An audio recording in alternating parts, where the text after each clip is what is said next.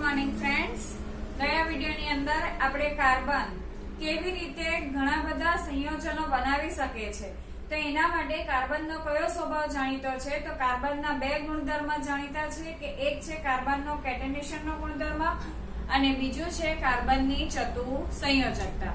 હવે આજે આપણે વિદ્યાર્થી મિત્રો જોવાના છે કે કોઈ પણ હાઇડ્રોકાર્બન સંયોજનનો જો આપણે અણુસૂત્ર કે બંધારણીય સૂત્ર આપણે કેવી રીતે નક્કી કરી શકીએ છીએ, બરાબર।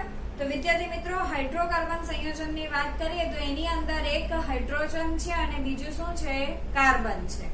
આપણે મિથેનની અંદર તો આપણે જોઈ જ ગયા છે। હવે આપણે જોવાનું છે કે અહીંયા તમને પહેલું આપેલું છે કે આપણે ઇથેન, બરાબર, ઇથેન ની આપણે વાત કરવાની છે। તો વિદ્યાર્થી મિત્રો, કોઈ પણ હાઇડ્રોકાર્બન હોય તો જો એનું આપણે બંધારણીય સૂત્ર નક્કી કરવું હોય તો સૌપ્રથમ જેટલા પણ કાર્બન હોય તો એ કાર્બન પરમાણુને એકબીજા સાથે કેવી રીતે જોડવાના છે તો એકલ બંધથી જોડવામાં આવે છે। ધારો કે આપણે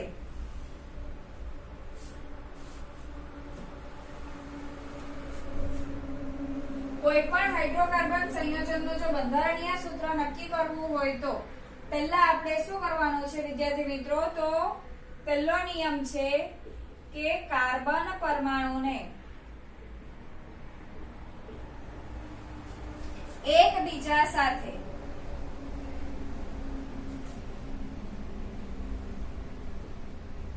કયા બંધથી જોડવાનું છે તો એકલ બંધથી જોડવું। બીજું, હવે કાર્બનની સંયોજકતા કેટલી છે, 4।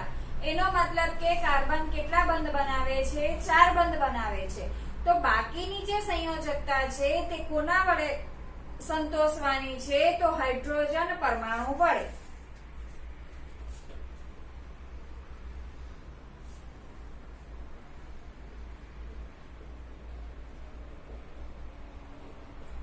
બાકીની કાર્બનની સંયોજકતા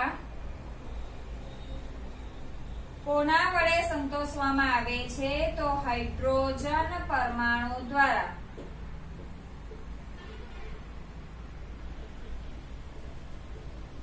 સંતોષવામાં આવે છે। તો અહીંયા વિદ્યાર્થી મિત્રો, કોઈ પણ હાઇડ્રોકાર્બન સંયોજનનું જો બંધારણીય સૂત્ર નક્કી કરવું હોય તો સૌપ્રથમ કાર્બન પરમાણુને એકબીજા સાથે એકલ બંધથી જોડવું એટલે કે સિંગલ બોન્ડથી, અને ત્યાર પછી બાકીની સંયોજકતા આપણે કોના દ્વારા સંતોષવામાં આવે છે તો હાઇડ્રોજન પરમાણુ દ્વારા આપણે એને સંતોષવાની છે। હવે આપણે એક ઉદાહરણ જોઈએ કે ધારો કે આપણી પાસે છે ઇથેન, મારી પાસે અણુસૂત્ર છે ઇથેનનું C2H6।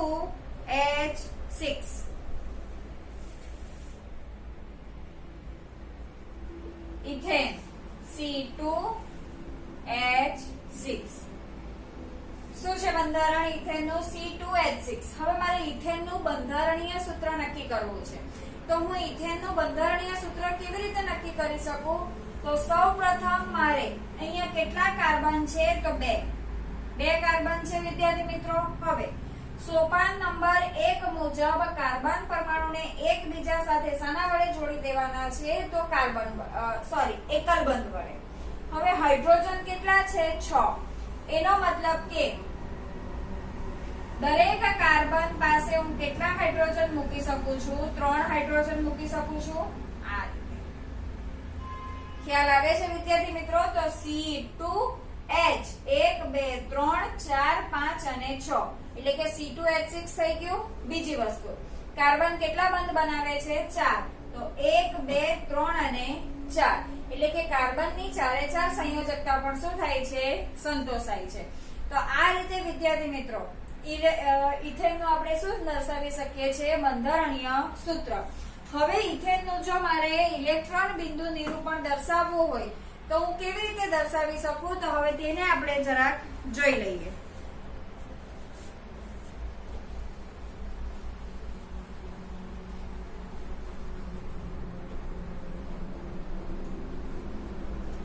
આપણને ખબર છે વિદ્યાર્થી મિત્રો, કાર્બનનો પરમાણુ ક્રમાંક છે 6 એટલે કે K અને L 2 અને 4। બાહ્યતમ કક્ષામાં કેટલા ઇલેક્ટ્રોન છે, 4 ઇલેક્ટ્રોન છે।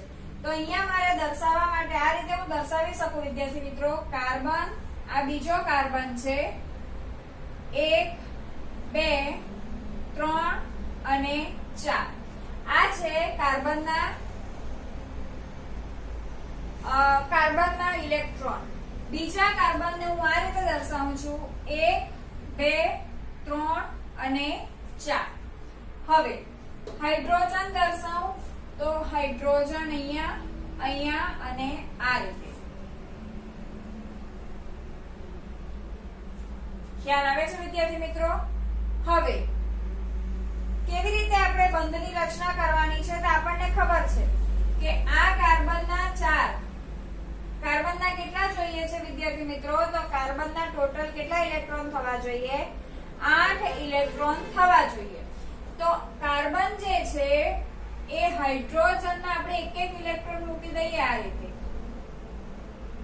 બરાબર, 3.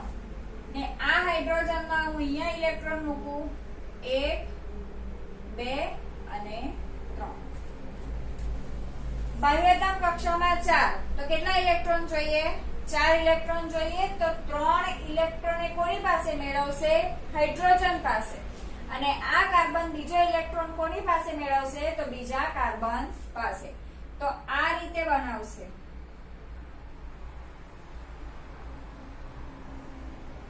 આઠ થઈ ગયા, 2 ને 2 4 ને 2 6 ને 2 8. એ જ રીતે આ કાર્બન પરમાણુ પણ, બરાબર. ને હવે હાઇડ્રોજન ની વાત કરીએ તો હાઇડ્રોજન આ કાર્બન સાથે,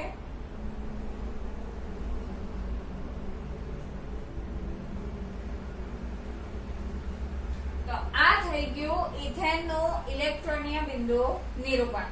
આ રીતે તમને પૂછી શકાય છે વિદ્યાર્થી મિત્રો, તો આ રીતે આપણે લખી શકીએ. હવે આ તો આપણે કોની વાત કરી? ઇથેન ની વાત કરી.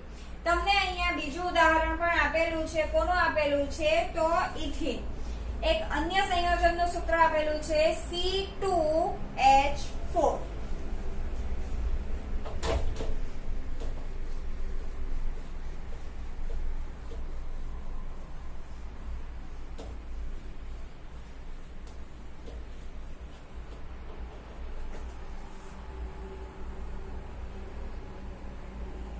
સંયોજનનું નામ શું છે? ઇથીન. એનું અણુ સૂત્ર શું છે? C2H4.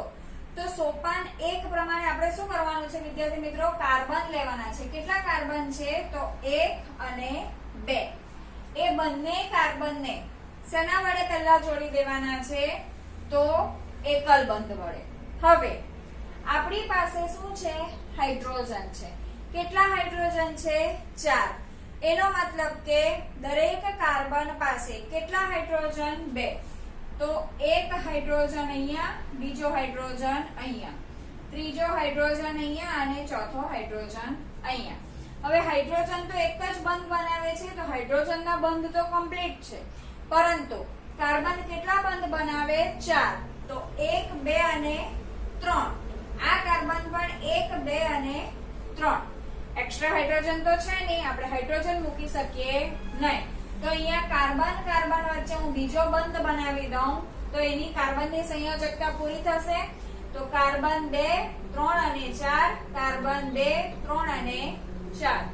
એનો મતલબ કે અહીંયા કાર્બન કેટલા ઇલેક્ટ્રોનની ભાગીદારી કરે છે?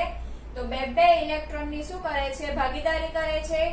એના ઇલેક્ટ્રોન બિંદુ નિરૂપણને જો આપણે દર્શાવવું હોય તો આ રીતે આપણે દર્શાવી શકીએ વિદ્યાર્થી મિત્રો. કાર્બન, આ કાર્બન ઇલેક્ટ્રોનમાં 1 2 3 અને 4. અહીંયા આપણે 1 2 3 અને 4 હાઇડ્રોજન મૂકી દઈએ આપણે. 1 2 3 અને 4. તો અહીંયા 1 2 3 4 5 6 7 અને 8.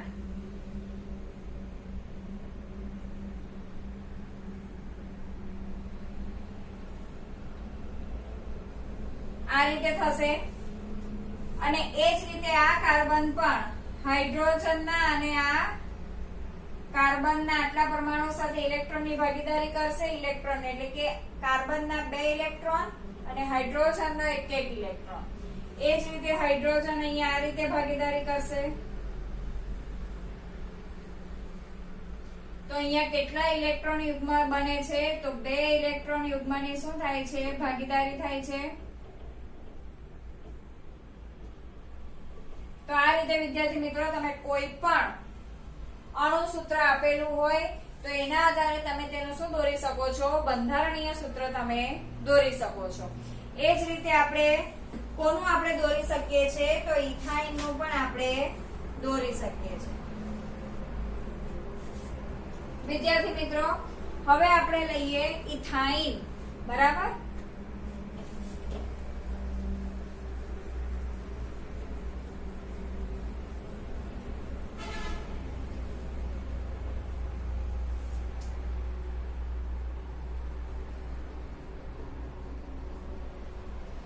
C2H2 ફરી પાછું 2 કાર્બન છે. સૌપ્રથમ આપણે કાર્બનને શેના વડે જોડવાના છે? એકલ બંધ વડે. હવે આપણે બાકીની સંયોજકતા કોના વડે સંતોષવાની છે? હાઇડ્રોજન. પણ અહીંયા હાઇડ્રોજન કેટલા આપેલા છે? 2.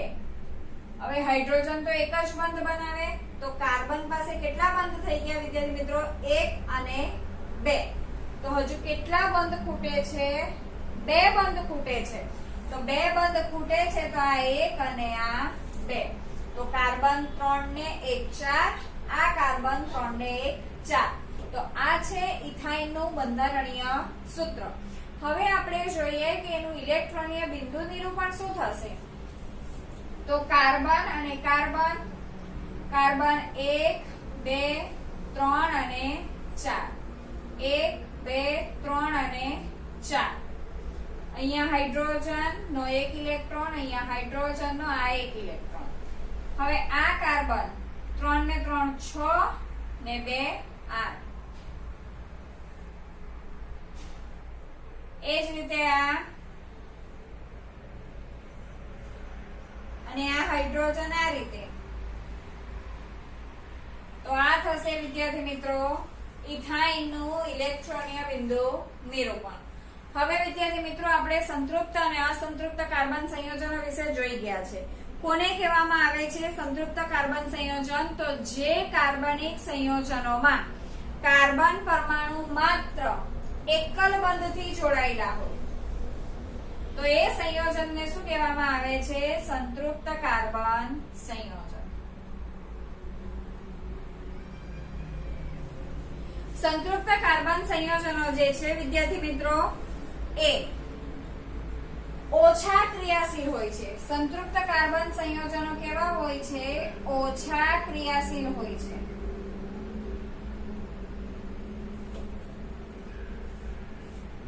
હવે અસંતૃપ્ત કાર્બન સંયોજનો એટલે કે કાર્બન કાર્બન વચ્ચે ડબલ બોન્ડ કે કાર્બન કાર્બન વચ્ચે શું હોય છે? Triple bond.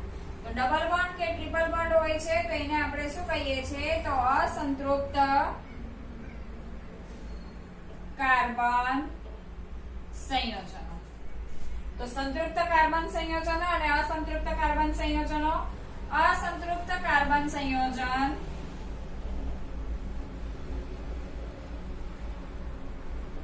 કેવા હોય છે? તો વધુ ક્રિયાશીલ હોય છે. તો અહીંયા આપણે શું જોઈ ગયા વિદ્યાર્થી મિત્રો? ઇથેન, ઇથીન અને ઇથાઇન. તો ઇથેન કરતા ઇથેન અને ઇથાઇન કેવા છે? વધુ ક્રિયાશીલ. કેમ? કારણ કે ઇથીનમાં ડબલ બોન્ડ છે કાર્બન કાર્બન વચ્ચે અને ઇથાઇનમાં કાર્બન કાર્બન વચ્ચે કયો બંધ છે? 3 બંધ છે. એટલે કે ઇથેન કરતા ઇથીન અને ઇથાઇન વધુ કેવા છે? ક્રિયાશીલ છે. તો હંમેશા વિદ્યાર્થી મિત્રો યાદ રાખવાનું છે કે કાર્બન કાર્બન વચ્ચે જો એક બંધ હોય તો સંતૃપ્ત કાર્બન સંયોજનો ઓછા ક્રિયાશીલ હોય છે અને કાર્બન કાર્બન વચ્ચે જો દ્વિબંધ કે ત્રિબંધ હોય તો એને અસંતૃપ્ત કાર્બન સંયોજનો તરીકે ઓળખવામાં આવે છે, જે કેવા હોય છે? વધુ ક્રિયાશીલ હોય છે. તો આ છે સંતૃપ્ત કાર્બન સંયોજનો અને અસંતૃપ્ત કાર્બન સંયોજનો. હવે તમને અહીંયા વિદ્યાર્થી મિત્રો કાર્બનના પ્રથમ 6 સંતૃપ્ત સંયોજનોના નામ, સૂત્ર અને શું દર્શાવેલા છે? બંધારણો દર્શાવેલા છે. નામકરણ આપણે કેવી રીતે કરવાનું છે એ પણ આપણે આગળ શીખવાનું છે. અહીંયા આપણે જોઈ લઈએ વિદ્યાર્થી મિત્રો કે પરમાણુ શું છે તે.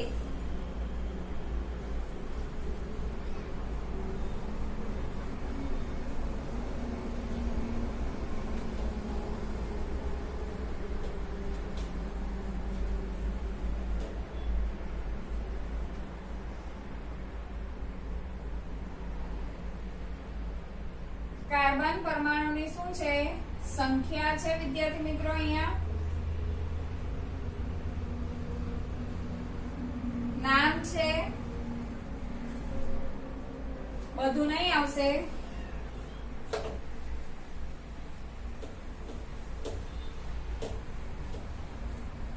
ચાલો પહેલા આપણે લઈએ છીએ અહીંયા મિથેન. મિથેન ની અંદર કાર્બન પરમાણુની સંખ્યા કેટલી છે? 1 છે. એના અણુસૂત્રની આપણે વાત કરીએ તો મિથેનનું અણુસૂત્ર છે CH4. હવે કેટલો કાર્બન છે વિદ્યાર્થી મિત્રો? એક જ કાર્બન છે અને હાઇડ્રોજન કેટલા છે? 4. તો આ થશે મિથેન. ઇથેન નો આપણે જોઈ ગયા છે વિદ્યાર્થી મિત્રો અત્યારે જ. એની અંદર કાર્બન પરમાણુની સંખ્યા 2, C2H6. આ રીતે. હાઇડ્રોજન કેટલા? 6.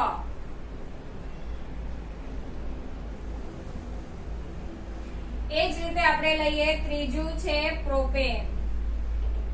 એની અંદર કાર્બન પરમાણુની સંખ્યા 3, C3H8. 1, 2, 3. કેટલા હાઇડ્રોજન છે? 8. હવે કેવી રીતે વિદ્યાર્થી મિત્રો? તો આ કાર્બન છે, કાર્બન પાસે એક બંધ છે, તો કેટલા ખૂટે એની સંયોજકતા પૂરી કરવા માટે? 3. તો 1, 2 અને 3. આ કાર્બન ને કેટલા છે? 2. કેટલા ખૂટે છે? 2, 4, 5. આ કાર્બન ને કેટલો છે? 1. કેટલા ખૂટે છે? 3, 6, 7 અને 8. થઈ ગયા વિદ્યાર્થી મિત્રો? 8. હવે ચોથું આપણે લઈએ બ્યુટેન.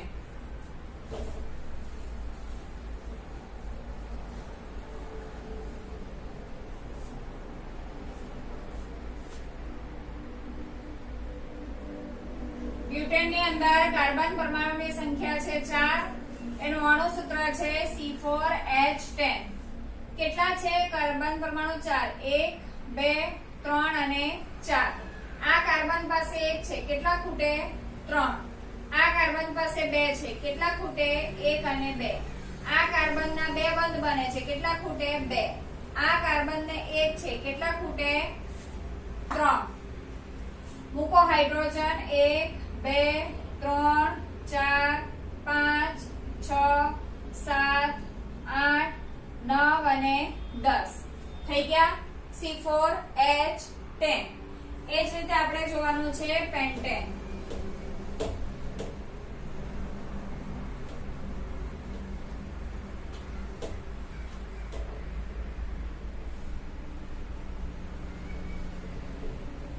પેન્ટેન ની અંદર કાર્બન પરમાણુની સંખ્યા 5 અને એનું અણુસૂત્ર છે C5H12. બરાબર. પેન્ટેન કાર્બન 1, 2, 3, 4 અને 5. પહેલા તો દરેકને એક એક સિંગલ બોન્ડ થી જોડવાનું છે. હવે હાઇડ્રોજન કાર્બન પાસે 1 છે, 1, 2, 3, 2, 1, 2, 2, 1, 2, 1, 2, 3. મૂકો હાઇડ્રોજન.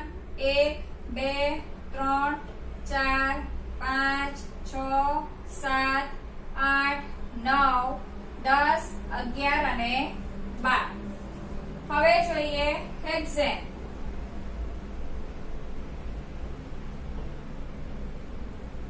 કાર્બન પરમાણુની સંખ્યા કેટલી છે? 6.